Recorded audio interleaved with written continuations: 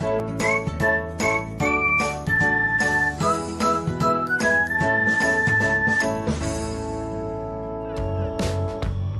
everyone, welcome back to another episode of Technologyglance. Today in this video, I am going to guide you through how you can enable select thumbnail on MX Player.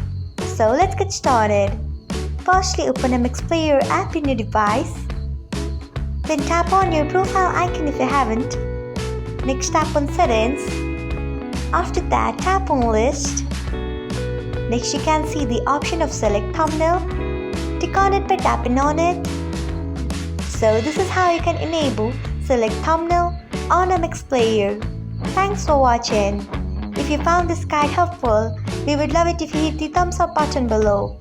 We upload great new tech tutorials like this one every day, so do not forget to subscribe to our channel and hit the bell icon so that you will never miss another update.